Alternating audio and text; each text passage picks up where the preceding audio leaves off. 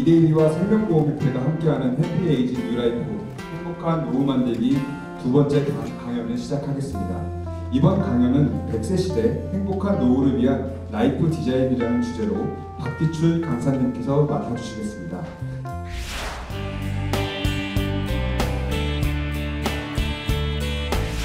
여기 앞에 지금 타이틀을 보시면 제가 오늘 준비한 그 말씀을 드리기 전에 이 타이틀이 상당히 좀 생소하게 느껴지신 분들이 많을 것 같아서 제가 한 말씀을 드리고 강의를 좀 시작하도록 하겠습니다.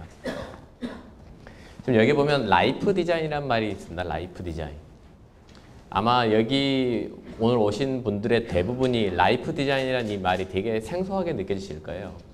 우리가 디자인이란 말을 평소에 쓸 때는 어디에 쓰는가 생각을 해보면 뭐 인테리어 디자인이라든지 패션 디자인과 같이 뭔가를 아름답게 만들 때 기존의 것을 고쳐서 또는 뭔가 새로운 것을 만들 때 아름다운 것을 추구하면서 뭔가를 만들 때 우리가 디자인이라는 용어를 씁니다.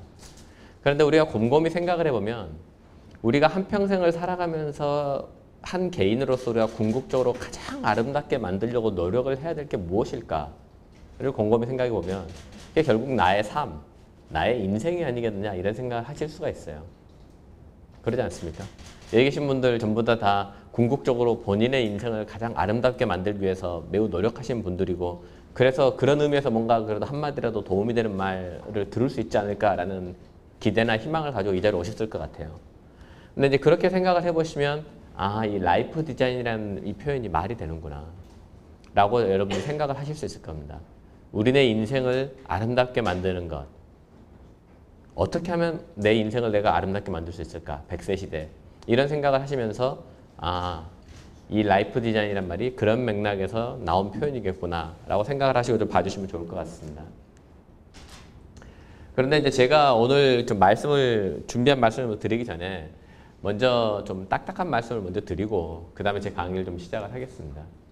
아마 그 전에 제가 지금 이 위에 올라오기 전에 강창희 대표께서 그 2시간 먼저 강의를 해주신 걸로 알고 있는데 강창희 대표님 말씀하시면서도 우리나라 고령화에 대한 많은 이야기를 하셨을 것 같아요.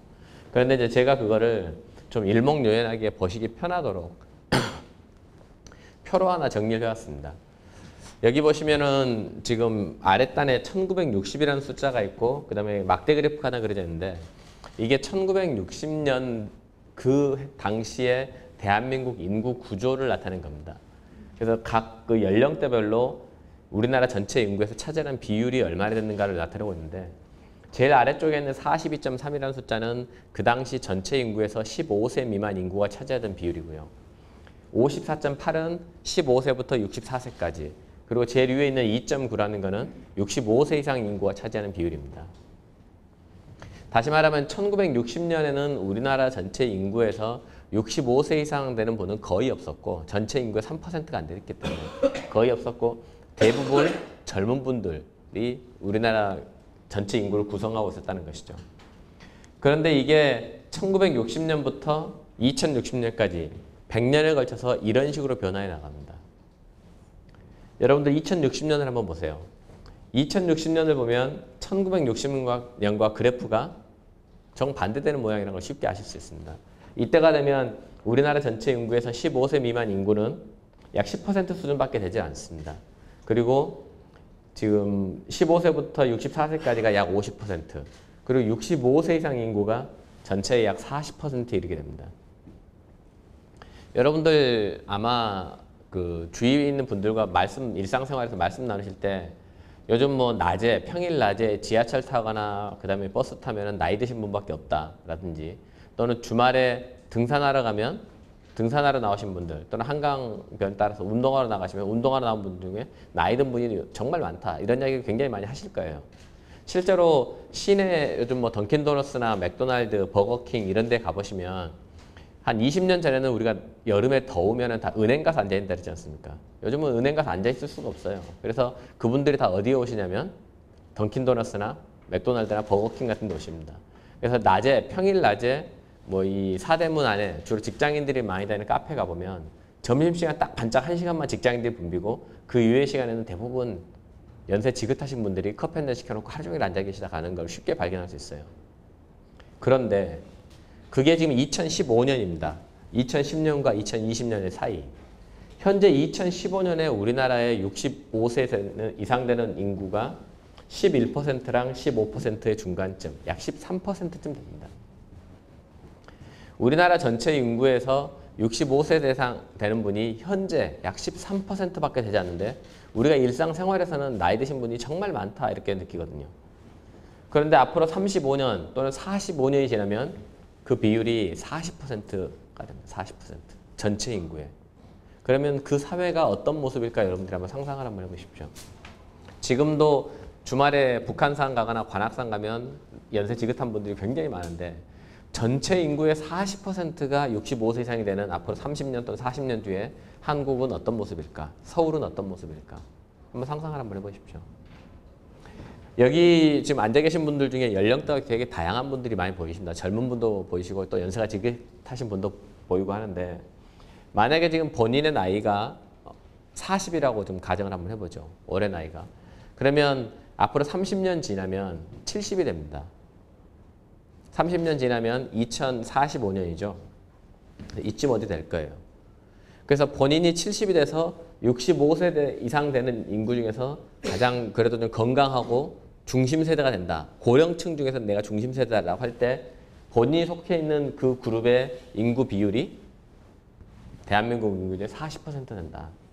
한번 상상을 해보세요. 내가 나이가 70이 되면 내 주위를 둘러보면 다 70된 사람밖에 없겠구나. 이렇게 생각할 수 있지 않습니까? 우리가 이제 이런 사회 변화를 생각을 하면서 야, 이거 정말 큰일이구나 생각을 할 때 우리 마음속에 두 가지 질문이 떠오릅니다. 우선 첫 번째 질문은 사회가 이렇게 고령화돼 가면서 전체 인구 중에서 나이 드신 분들이 늘어나면 그러면 우리 사회는 계속 성장할 수 있을까? 우리 경제는 계속 발전할 수 있을까? 지난 30년, 40년을 돌아보면 우리는 계속 잘 먹고 잘 사는 쪽으로 바뀌어왔습니다. 아마 여기 좀 연세 지긋하신 분들 중에서 초등학교 때 가정 환경조사 하면은 반에 한 반이 보통 70명 정도씩 됐을 거예요. 초등학교 때. 다 이부제 수업했었고. 그랬을 때 반에 전화기 가진 사람, 뭐 칼라 텔레비전은 고사하고 흑백 텔레비전 가진 사람 거의 없었을 겁니다. 피아노 는 사람도 반에 한두 명 있을까 말까 했을 거고요. 그런데 중학교로 가면서 TV를 가진 사람이 늘어나고 고등학교를 가면서 마침내 전화를 거의 다 가지고 있는 게 되고 대학을 가거나 본인이 성인이 되면 이제는 자가용 한 대쯤은 그냥 다 가질 수 있는 그런 사회가 되고 그래서 우리는 계속 이 세월이 가면서 점점 잘 사는 방향으로 사회가 바뀌어왔어요. 그런데 사회가 이렇게 바뀌어가면 앞으로 30년도 계속 그럴 것이냐. 지금 초등학교나 중학교 또 고등학교 다니는 내 아들 또는 내 손자가 이 녀석이 40이 되고 50이 되면 자기 인생을 돌아볼 때 아, 나는 10살 때보다 20살 때가 잘 살았고 20살 때보다 30살이 잘 살았고 30살보다 40살이 잘 살았다 라고 말을 할 수 있을까? 굉장히 진지한 고민입니다. 그런데 이 고민 말고 또 우리 마음속에 떠오르는 또 다른 고민이 있습니다. 그게 뭐냐? 우리는 지금 살아오면서 평생을 한 번도 100세 시대란 걸 고민을 해보지 않고 그냥 열심히 매일매일 살아왔는데 그렇게 살다 보니까 갑자기 이제는 100세 시대다. 100살까지 산다. 당신 어떡할래? 이런 질문을 여기저기서 받게 됩니다. 앞으로 50년 남았다 어떡할래? 이런 100세 시대를 내가 준비 없이 맞이하고 있는 나는 그러면 이 100세 시대를 어떻게 살아야 행복하게 살 수 있을까? 라는 고민을 하게 됩니다. 그래서 한쪽에는 우리 국가와 민족, 우리 사회는 계속 발전할 수 있을까? 다른 한쪽에는 나는 어떻게 살아야 될까? 이 두 가지 질문이 동시에 우리에게 다가오는데 앞에 전자의 질문, 즉 우리 국가와 사회는 계속 발전할 수 있을까? 이 질문은 굉장히 중요한 질문이긴 하지만 제가 오늘 여기에 대해서는 한 말씀도 드리지 않겠습니다. 여기에 대해서는 많은 경제학자들이나 또는 우리 관료들이나 사회 지도층이 많은 분들이 고민을 하고 계시고 그 다음에 그 주제에 대해서는 또 다른 기회에 말씀을 드리는 게 맞을 것 같고요. 오늘은 반대로 후자의 질문, 나는 어떻게 살아야 되느냐 여기에 대해서만 집중적으로 좀 말씀을 드리도록 하겠습니다. 지금 우리 사회가 고령화되어 가고 있다는데 사실은 고령화되어 가고 있는 것 자체는 축복입니다, 여러분. 그렇게 생각하셔야 돼요. 고령화가 일어나는 원인이 크게 두 가지인데 하나는 어린애들이 안 태어나니까 상대적으로 나이 든 사람이 숫자가 늘어나는 것도 있고 또 하나는 우리가 오래 살게 돼서 고령화가 되는 것도 있습니다. 물론 어린애들이 안 태어나는 이슈는 저출산 문제는 정부가 어떻게든 극복을 해내야 될 이슈긴 하지만 우리가 장수 사회로 가는 것만 한번 생각을 해보세요. 사람이 오래 살게 된다는 건 축복이지 않습니까? 누가 일찍 죽고 싶습니까? 살 수만 있으면 오래 살고 싶고 행복하게 살 수만 있다면 100살, 200살, 300살 계속 살고 싶죠. 그리고 사회가 국가가 잘 먹고 잘 살게 됐다는 것은 그 사회에 있는 전체적인 국민들의 평균 수명이 늘어난다는 것과 똑같은 거거든요. 그래서 장수 사회 자체는 축복이다. 우리가 그렇게 받아들여야 된다. 장수 사회는 축복이다. 그런데 문제는 이 장수 사회로 진입하는 속도가 우리 사회가 너무 빠르다는 거죠. 선진국들을 보면 선진국들도 다 이 국민 소득이 올라가면서 그 나라 국민들의 평균 수명이 늘어납니다. 그러면서 점점 오래 살게 되니까 다 고령 사회로 가게 돼요. 그런데 미국 같은 경우는 이런 고령화 현상이 벌어지는 역사가 약 89년, 90년에 걸쳐 일어납니다. 무슨 말씀이냐면 전체 인구 중에서 65세 이상 되는 인구가 차지하는 비율이 7%를 넘어가면 우리가 이 사회는 이제 나이 드는 사람이 늘어나기 시작한다. 본격적으로. 해서 고령화 사회라 그러고 이게 14% 되면 이제는 경고등을 딱 켭니다. 이제는 나이 든 사람이 본격적으로 많아졌다. 그래서 고령 사회라 그럽니다. 그러다가 이 비율이 20%를 넘어가면 이제는 큰일 났다 해서 초고령 사회라고 부르는데 미국도 일본도 다 고령화 사회, 고령 사회를 거쳐서 초고령 사회로 가고 있거나 이미 들어섰습니다. 그런데 미국은 그런 변화를 89년에 거쳐서 겪었고 프랑스 같은 경우는 120년, 영국도 약 100년에 걸쳐서 이런 변화를 겪습니다. 선진국들은 약 1세기에 걸쳐서 이런 변화를 겪어나가요. 그런데 이런 선진국들의 눈에 정말 큰일 났다라고 싶은 나라가 80년대 후반에 나타납니다. 그게 일본이에요. 일본이 이 고령화 과정을 36년 만에 해치웁니다. 그래서 일본에 가면은 좋게 말하면 장수국가의 축복을 누리는 나라의 모든 장점을 볼 수 있다고 말하지만 나쁘게 말하면 이 고령화를 굉장히 빨리 겪은 나라의 모든 폐해를 다 발견할 수 있다 이렇게 이야기를 합니다. 실제로 90년 이후에 일본 경제가 성장의 활력을 잃어버린 것도 큰 원인 중에 하나가 이 고령화에 있다고 주장하는 사람들도 많이 있습니다. 그런데 이 일본을 무색해하는 나라가 바로 대한민국입니다. 우리나라는 정말 대단한 나라입니다. 우리나라는 경제성장 과정에서 여러분도 아시다시피 기네스북에 있는 모든 경제성장과 관련된 기록을 다 갈아치웠는데 그 결과로 이 고령화 사회로 진입하면서 고령화 사회로 진입하는 속도에 관한 기네스북 기록도 갈아치우고 있습니다. 우리나라는 이 변화를 26년 만에 겪어요. 26년 만에. 여러분들 이게 얼마나 빠른 속도인지 실감을 못하시면 사실은 한 10년 전, 20년 전만 상상해 보셔도 돼요. 우리가 1990년대 말 외환위기 때나 2000년대 초반 월드컵 축구에 막 열광하고 있을 때 그때 누가 얼마나 100세 시대 이야기를 하고 고령화 사회 이야기를 하고 그랬습니까? 불과 10년 만에 그 이야기를 전부 다 하고 있는 거거든요. 그만큼 우리가 이게 빠르게 이 변화를 겪고 있다는 거죠. 자, 그런데 이 과정에서 이제 여러분들이 아마 이런 질문을 하실 수 있을 거예요.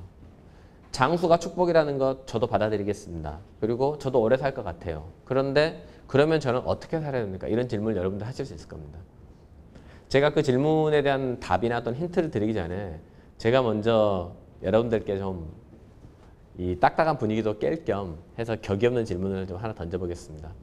우선 우리 제일 앞자리에 앉아 계신 우리 선생님. 우리 선생님은 몇 살 때쯤 돌아가실 것 같으세요? 95살쯤. 예.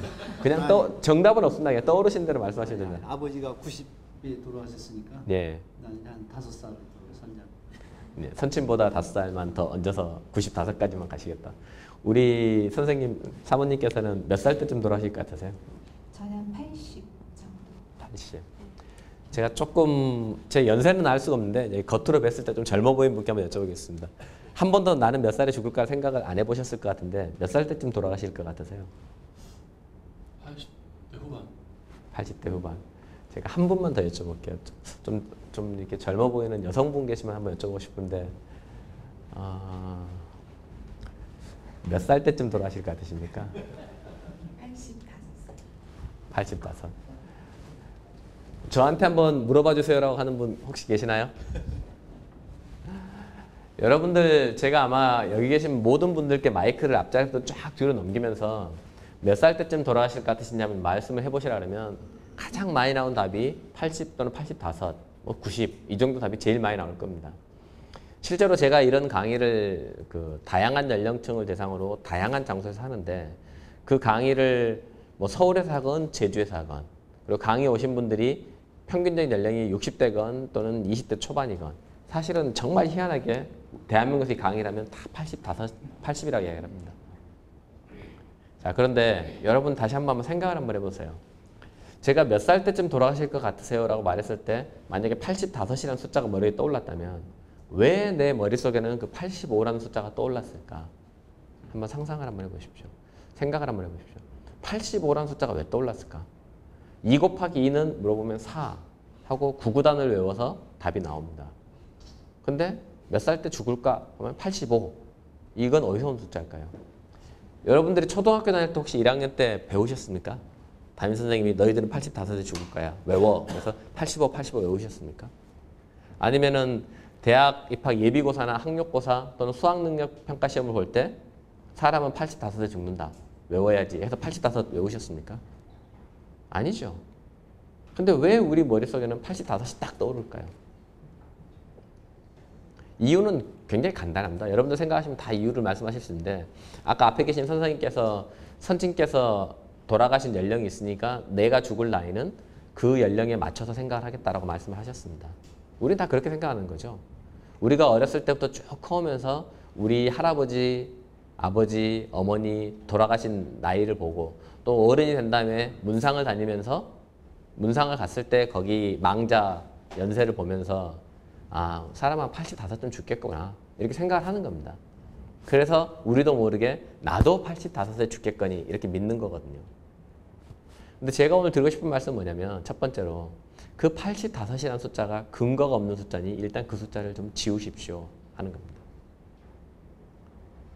여러분들이 지금까지 살면서 50년, 60년을 살아오시면서 사람들이 다 85에 죽는 걸 보면서 사셨다고 해서 여러분이 85에 세상을 떠야 될 이유는 전혀 없습니다. 제가 100세 시대와 관련된 라이프 디자인 강의를 나가면 제일 먼저 드린 말씀이 그거예요. 여러분들이 85라는 숫자를 머릿속에 지우지 않으면 여러분들은 앞으로 남은 인생 후반전에 대한 아무런 계획을 세울 수가 없습니다. 한번 상상을 한번 해보세요. 여러분들이 오늘 주무시고 계시는데 뭐 교회 다니신 분은 하느님을 믿으실 거고 또 본인의 종교에 따라서 절에 다니신 분은 뭐 또 부처님을 생각하실 거고 뭐 다양하게 그 본인의 신앙에 따라서 종교에 따라서 믿음의 대상이 다를 텐데 예를 들어 오늘 주무시고 계시는데 부처님이나 또는 뭐 관세음보살이나 또는 하느님이나 예수님이나 누가 꿈에 나타나가지고 네가 100살 되기 전에는 절대로 내가 안 데려간다. 내지는 너는 안 죽을 거다. 라고 해서 약속 오면 사인을 해주고 가셨다. 생각을 해보십시오. 그리고 내일 아침에 눈을 뜨셨다. 정말 내가 내 인생이 50년 또는 60년 좀 연세가 젊으신 분들 70년이 남았다. 한번 생각해 보십시오. 인생을 보는 시각이 달라집니다. 예를 들어 연세가 60인 분이 여기도 계실 것 같은데 막연히 85 생각하고 있다가 정말 40년이 보장이 됐다고 생각해보세요. 40년이 딱 보장이 됐다. 그러면 갑자기 인생을 보는 눈이 달라집니다. 한 10년쯤 여러분이 공부를 하셔도 돼요. 한 10년쯤 자격증 따서 노력하셔도 됩니다. 그래도 인생이 30년이 더 남잖아요. 아니 50년이 남았다. 완전히 인생을 보는 눈이 달라지는 거죠. 제가 자주 드리는 얘기 중에 말씀 중에 하나가 80년대 후반에 배짱으로 삽시다라는 책을 써서 굉장히 유명해진 분이 이시영 박사님이라는 분이 계시죠. 아마 많은 분들이 알고 계실 거예요. 이분이 그때부터 저술 활동을 하셔가지고 지금도 저술 활동을 하시면서 그 맹렬하게 왕성하게 사회 활동을 하고 계시는데 이분이 작년에 저한테 책을 한 권 쓰셔서 보내왔어요. 박 소장, 내가 책을 하나 썼는데 책을 읽고 뭐 서평을 쓰거나 소감을 좀 써서 나한테 좀 알려주게 라고 책을 써서 보내오셨는데 그 책 서문에 뭐라 되어 있냐면 이렇게 되어 있습니다. 뭐 항상 이시영 박사님은 실제 생활에서도 그렇게 말씀하시는데 본인이 이제 80이라는 거예요. 나이가 80을 막 넘었는데 지금도 너무나 사회활동을 하고 사람을 만나고 책을 쓰고 하는 게 재밌고 즐겁고 그리고 본인은 큰 보람을 느낀다는 거죠. 그리고 이분은 항상 그걸 적극적으로 표현을 하시는데 지금도 연애를 하면 너무너무 재밌다는 거예요. 80이 돼서 여자친구를 만나서 데이트하고 맛있는 거 먹고 연애를 하면 그렇게 재밌을 수가 없답니다.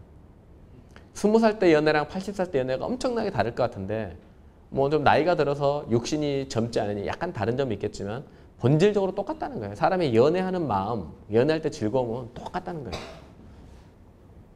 그런데 20살 먹은 의과대학 1학년 이시영, 60년 전에 이시영은 80 먹은 이시영이 연애를 해도 즐겁고 책을 써도 즐겁고 사람들 앞에서 강연을 해도 즐겁고 그렇게 즐겁게 살 거란 걸 전혀 생각을 못했다는 거죠. 본인이 의과대학 1학년 때 20살 때는 인생은 60이면 끝나겠거니 내 인생의 피크는 45살이겠거니 라고 생각하고 맹렬히 살아왔다는 겁니다. 그리고 60대에서 정년퇴직하고 나면 손주들 재롱좀 보다 70대면 죽겠지 라고 생각하고 막 살아왔다는 거죠. 그런데 그래서 60이면 이제 끝이다 생각했는데 한 5년 지나봤더니 아직도 안 죽는 거예요. 이상하다 이러면서 또 살았는데 5년이 지났는데 아직도 안 죽는 거예요. 그리고 또 5년을 또 살았어요. 근데 아직도 안 죽어요. 이분이 뭐라 그러시냐면 지금 80인데 자기 생각에 아무리 생각해도 10년 안에 죽을 것 같지가 않답니다.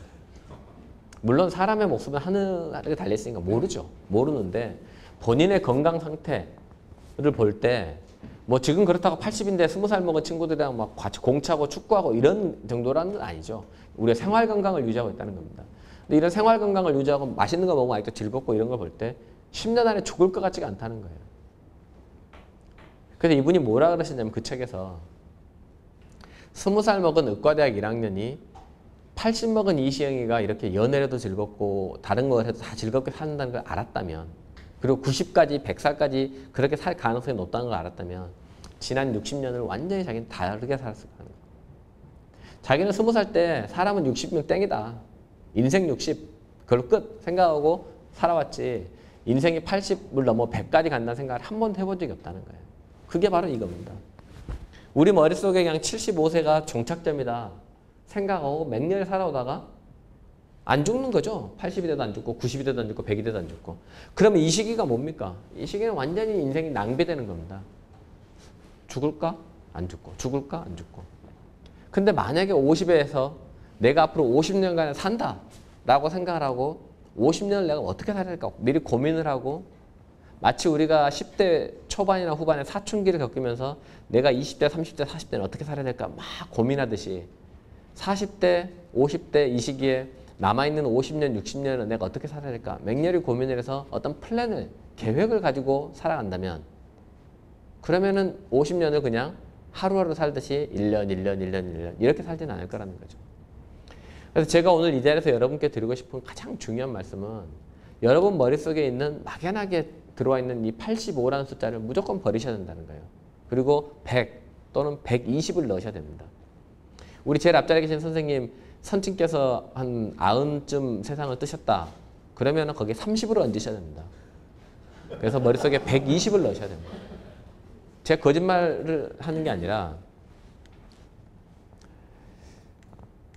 제가 그 통계를 말씀드리면 여러분들이 실감하실 텐데 대한민국 제가 뒤에도 말씀드릴 거예요. 우리나라에서 1980년 약 35년 전이죠.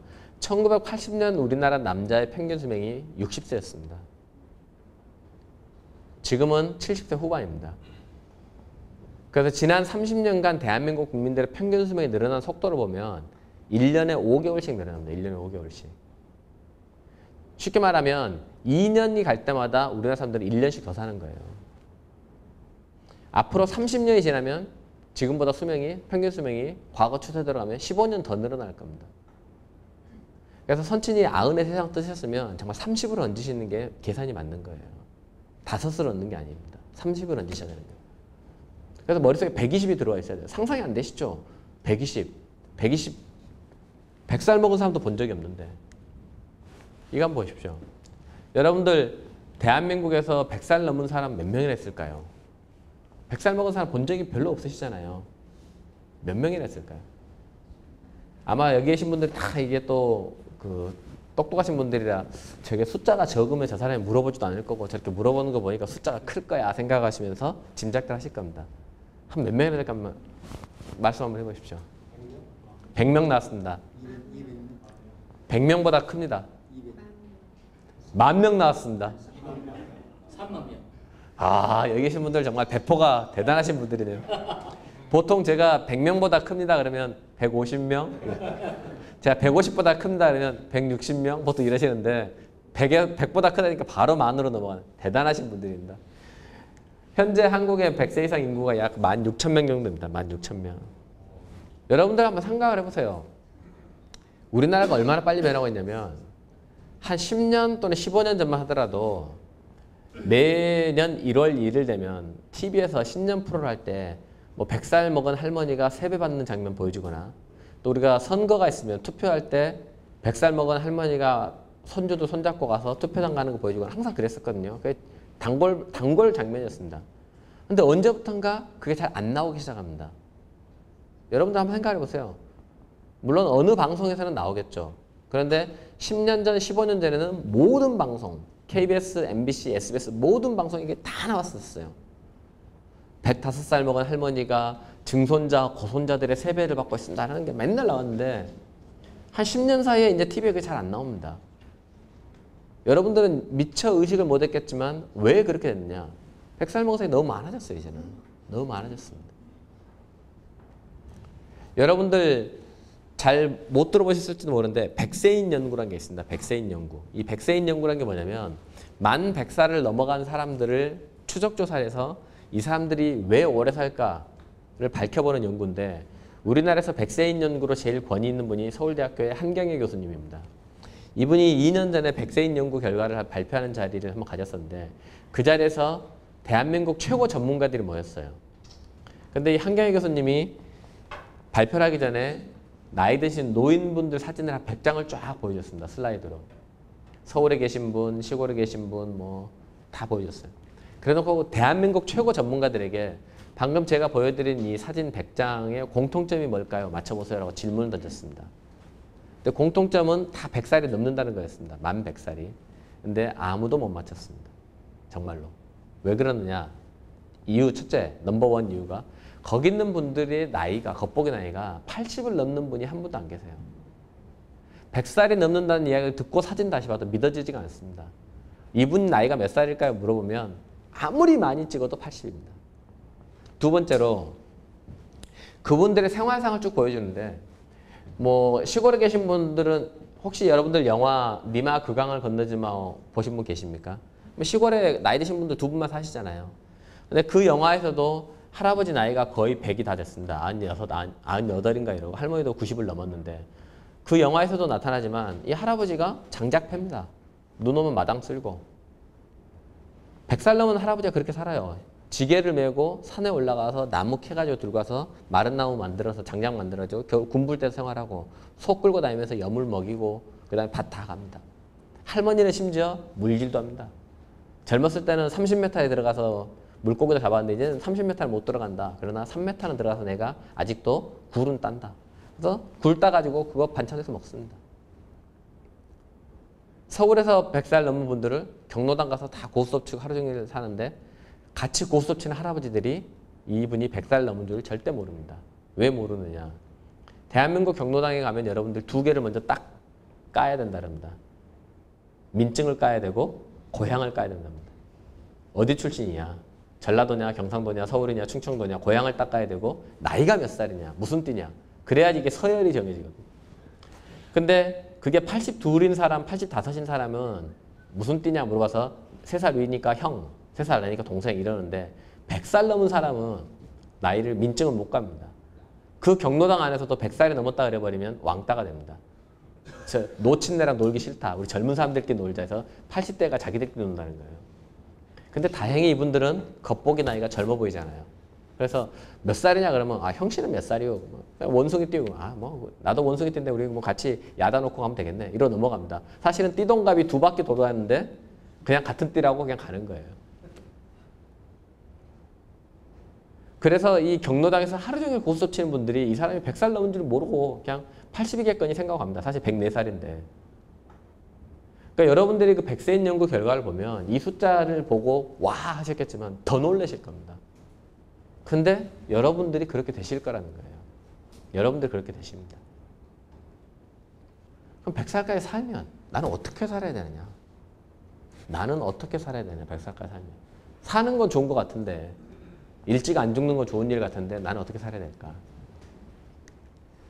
이거 한번 보십시오. 제가 앞에 드렸던 말씀이지만 1980년대만 하더라도 우리는 인생이란 건 이렇게 됐다 생각했습니다. 25, 25, 10.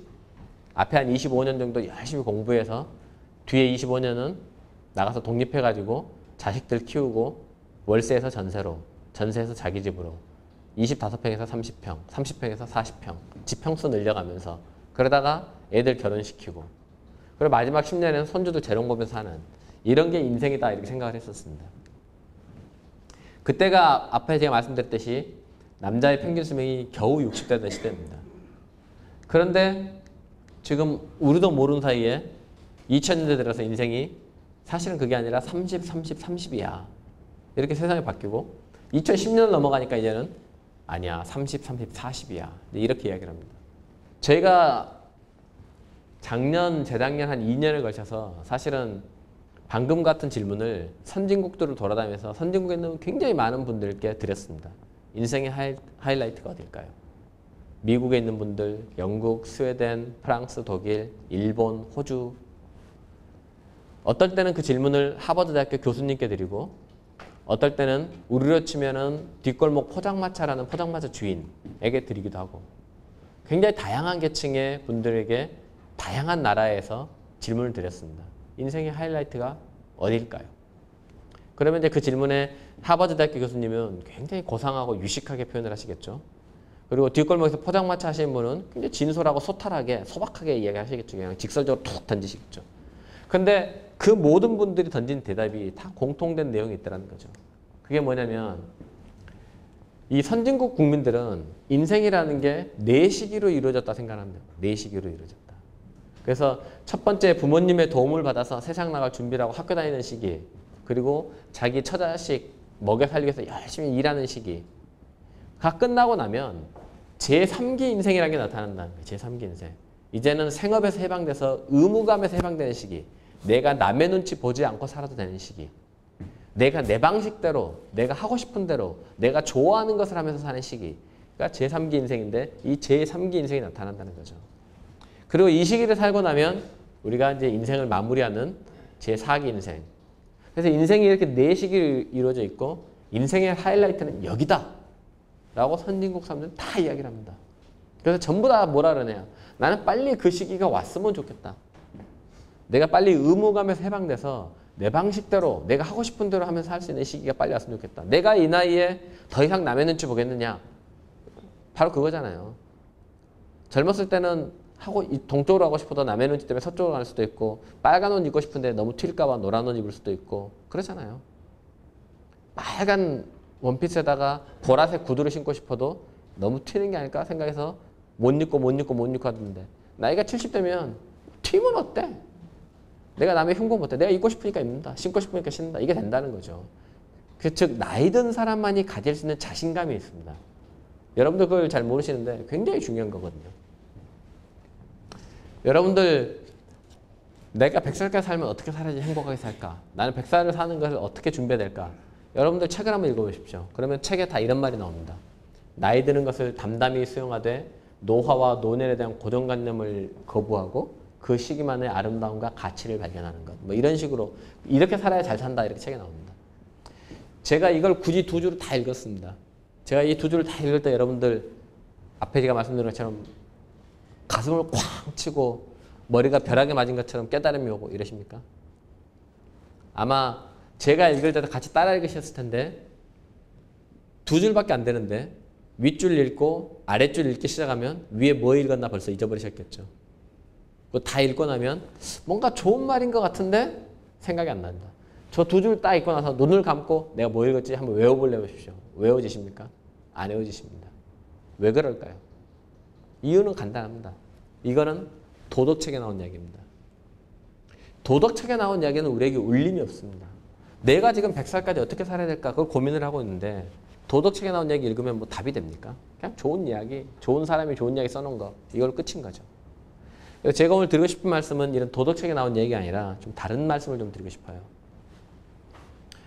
선진국을 가보면 우리나라는 아직 그 역사가 짧은데 선진국을 가보면 여러분들이 잘 모르실 수도 있지만 사람이 어떻게 나이를 먹어가는 게 좋은 것이냐와 관련돼서 연구라는 학문이 있습니다. 이걸 노년학이라는 겁니다. 노년학.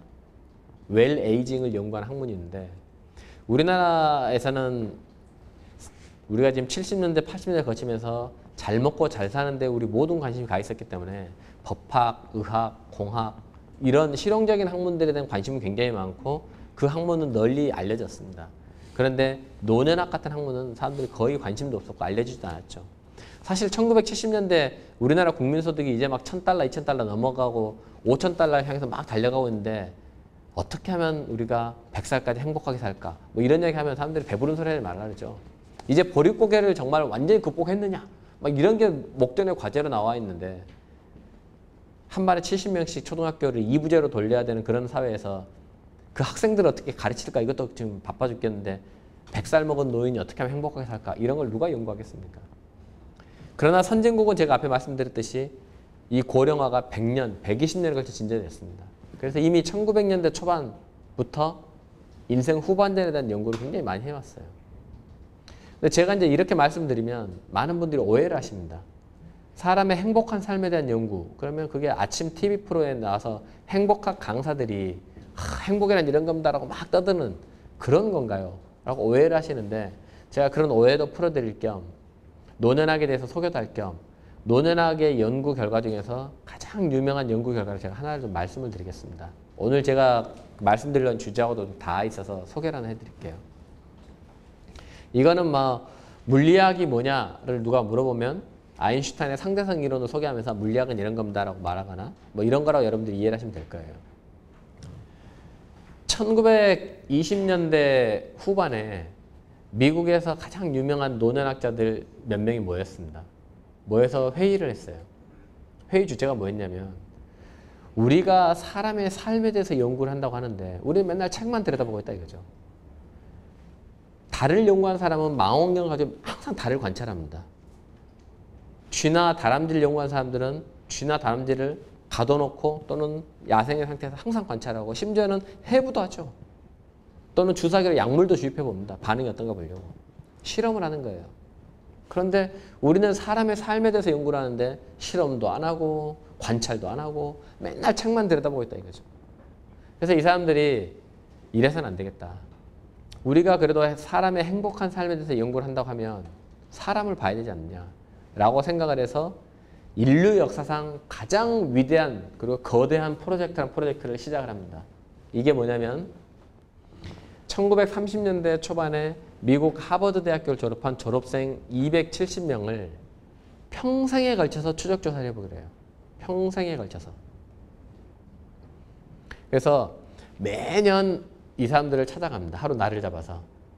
노년학자, 심리학자 등 전문가 그룹이 찾아가서 하루 딱 날을 잡고 지난 1년간 이 사람에게 있었던 모든 일을 다 기록을 합니다.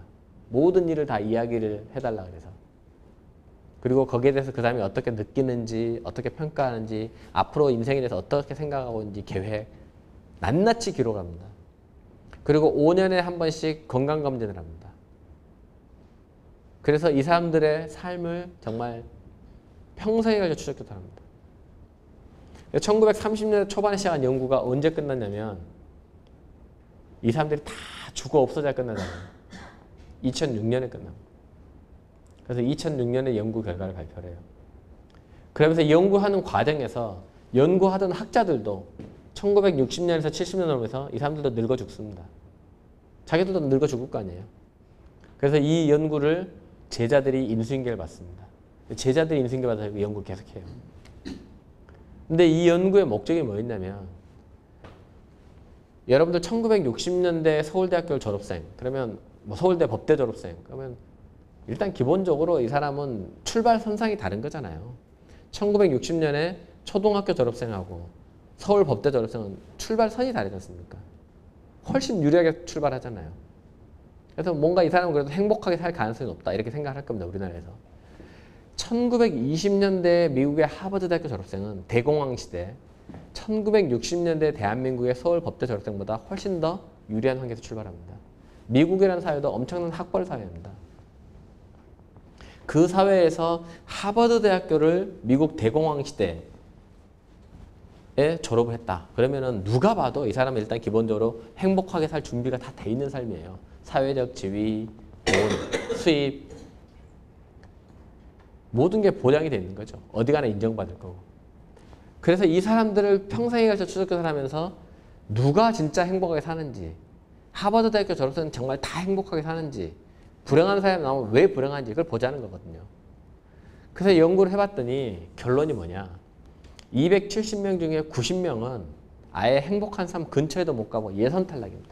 서류 심사 탈락. 왜 서류 심사 탈락이냐? 조기 사망입니다. 조기 사망. 이 사람 중에 어떤 사람은 젊어서 교통사고로 죽고, 어떤 사람은 2차 대전에 참전해서 전사합니다. 어떤 사람은 젊은 나이에 암이 발병해서 암으로 죽습니다. 또 어떤 사람은 불행하지만 자살합니다. 그래서 이런저런 이유로 다 죽어버립니다. 젊었을 때. 하버드 대학교 아니라 뭐 하버드 대학교보다 더한 데를 나와도 자기도 원하지 않는데 젊은 나이에 죽어버리면 누가 행복하다 할 수 있겠어요. 그래서 이 사람들은 예선 탈락. 그래서 딱 X자 그어버렸습니다.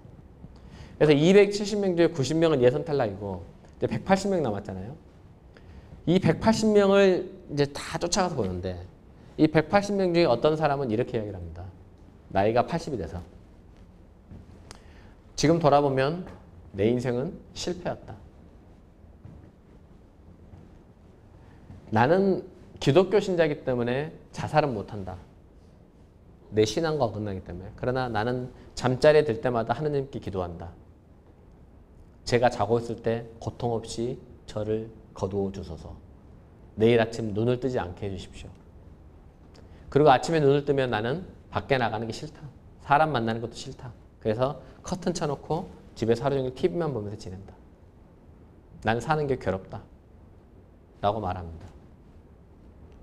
어떤 사람은 또 이렇게 말합니다. 지금 돌아보면 참 내 인생은 별의별 일이 다 있었다. TV, 드라마, 영화 아무것도 아니다. 내가 겪은 일에 비하면. 근데 나는 내 인생이 그래도 살만했다고 생각한다. 그리고 나는 하느님이 허락만 해주시면 10년이고 20년이고 30년이고 계속 살고 싶다. 난 사람 만나는 게 즐겁고 내일 뭐 할까 생각하면 기분 좋고 우리식으로 표현하면 봄에 꽃구경, 가을에 단풍놀이 갈 생각에 너무 기분이 좋다. 라고 이야기를 합니다.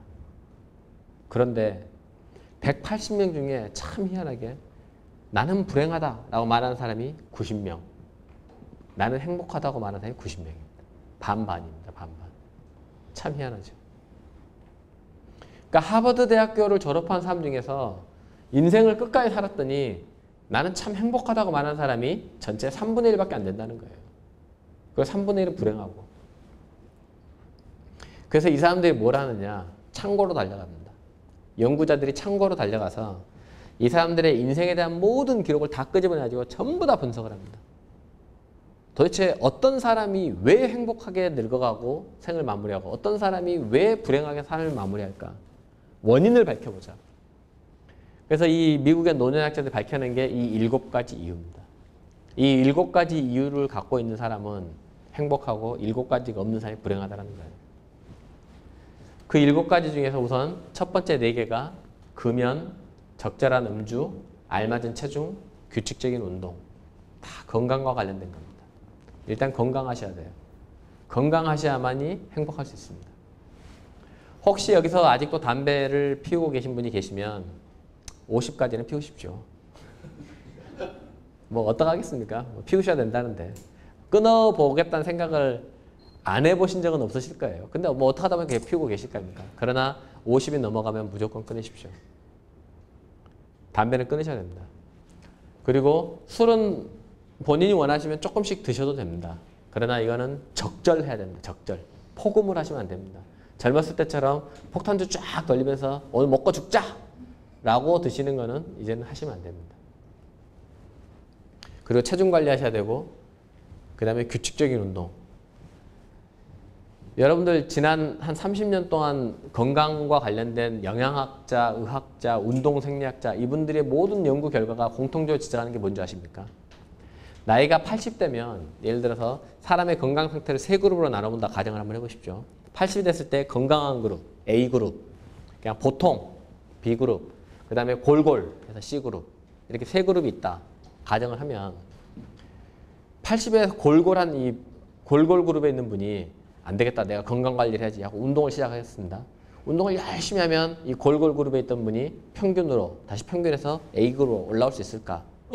그게 불가능하다는 게 지난 30년의 연구 결과입니다. 불가능합니다. 개인별로 예외는 있습니다. 100명 중에 1명씩 예외는 있을 수 있어요. 골골한 사람이 위에까지 올라가는 거는 예외는 있을 수 있죠. 그러나 평균적으로 불가능합니다. 지난 30년의 연구 결과가 공통적으로 말하는 게 뭐냐면 40 또는 45부터 60까지 이 15년 정도 기간 동안에 본인의 건강관리를 어떻게 하고 운동을 어떻게 하느냐에 따라서 80 됐을 때 A그룹에 속하냐, B그룹에 속하냐, C그룹에 속하냐 결정이 된다는 거예요. 그리고 나서 그 이후에 운동하는 거는 그 그룹 안에서 위아래로 조금씩 오르락내리락 하는 거 그것만 되지 A그룹이 C그룹 내려가거나 C그룹이 A그룹 올라온 일은 없다는 겁니다. 그래서 여러분들은 지금 중년에 있을 때 이 건강관리가 정말 기가 막히게 중요한 겁니다. 20살 때 열심히 운동 안 하고 몸 관리 안 해도 30살 때 운동하고 몸 관리하면 몸 좋아집니다. 30살 때 몸 관리 안 한 사람이 40살 때 몸 관리하면 몸 좋아집니다. 40살 때 몸 관리 안 하던 사람이 50에 몸 관리하면 역시 좋아집니다. 근데 그게 평생 지속되느냐? 그게 아니라는 거예요. 그게 딱 끊어지는 게 60에서 65부터 끊어집니다. 70까지 건강관리 안 하던 사람이 80 돼서 건강관리 시작하면 몸이 좋아지느냐? 안 좋아진다는 거예요. 그래서 45에서 60, 이 15년 동안에 본인이 건강관리를 어떻게 하느냐에 따라서 그게 나중에 80, 90 됐을 때 어떻게 사느냐 결정한다. 여러분이 그래서 지금 건강관리를 굉장히 열심히 하셔야 됩니다. 그런데 그럼에도 불구하고 여러분들이 아무리 나이가 드셔도 120이 되셨어도 규칙적으로 운동을 하셔야 됩니다. 왜? 규칙적으로 운동하는 게 젊었을 때는 몸을 건강하게 하는 데 도움이 되는데 나이를 먹으면 정신건강에 엄청난 영향을 미칩니다. 그래서 80, 90 되신 분들이 정신건강을 추적조사를 해보면 밖에 나가서 햇볕 출점해서 운동하신 분과 그러지 않은 분, 집에서 하루 종일 TV 보면 너무나 다르게 나타나는 거예요. 그래서 쉽게 말씀드리면 열심히 운동하는 건 젊었을 때 육체 건강, 나이 들어서는 정신 건강. 그래서 나이가 들어도 계속 운동하셔야 된다는 거예요. 특히 나이 먹으면 우울증에 빠지기 쉬운데 우울증을 극복하는 가장 좋은 방법이 운동 또는 야외 활동입니다. 햇볕을 많이 쬐셔야 돼요. 그리고 이 연구에 자극을 받은 세계 각국의 노년학자들이 40년대, 50년대, 60년대, 70년대, 80년대 영국에서, 스웨덴에서, 독일에서, 프랑스에서, 캐나다에서, 미국에서, 호주에서 연구를 해봅니다. 어쩔 때는 행복을 결정하는 요인이 5개, 어쩔 때는 4개. 숫자는 좀 다르게 나옵니다. 그런데 본질적으로 결과는 다 똑같습니다. 결국 뭐냐? 우리네 삶을 구성하는 요소들이 재무와 같은 돈, 그리고 건강, 그리고 부부관계가 특히 중심이 되는 다른 사람과의 관계, 그리고 나에게 주어진 시간을 내가 무엇을 하면서 보람을 느끼고 살 것인가, 시간관리, 일, 그리고 내가 인생을 어떻게 마무리할까, 내가 죽음을 어떻게 맞이할까, 웰다잉, 이런 많은 요인들이 우리 삶에 있는데 이것들이 균형을 이뤄야 된다는 겁니다. 균형을. 오늘의 가장 중요한 말이 균형입니다. 균형. 균형을 이룬 사람이 행복하고 균형을 이루지 못한 사람이 불행하다는 거예요. 그리고 이 균형에는 낙제점이 있습니다. 낙제점. 다른 모든 게 다 100점이라도 관계가 예를 들어서 낙제다. 40점이 낙제점인데 이게 30점이다. 부부관계가 30점이어서 맨날 와이프랑 또 남편이랑 서로 쌍욕을 해가면서 싸우는 사이다. 결코 행복할 수가 없다는 거예요. 오히려 그냥 골고루 60점인 사람, 골고루 60점인 사람이 훨씬 행복하다는 겁니다. 그래서 여러분들이 이런 100세 시대를 맞이해서 인생 후반전 50년을 내가 준비를 하는데 나는 그럼 뭘 해야 될까요? 나는 어떻게 이걸 계획을 세우고 준비해야 될까요? 질문을 던지시면 일단 첫 번째 대답은 균형을 찾으셔야 됩니다. 여러분 마음속에 이걸 비춰보시고 나는 뭐가 부족할까? 사실은 여러분밖에 모르시거든요.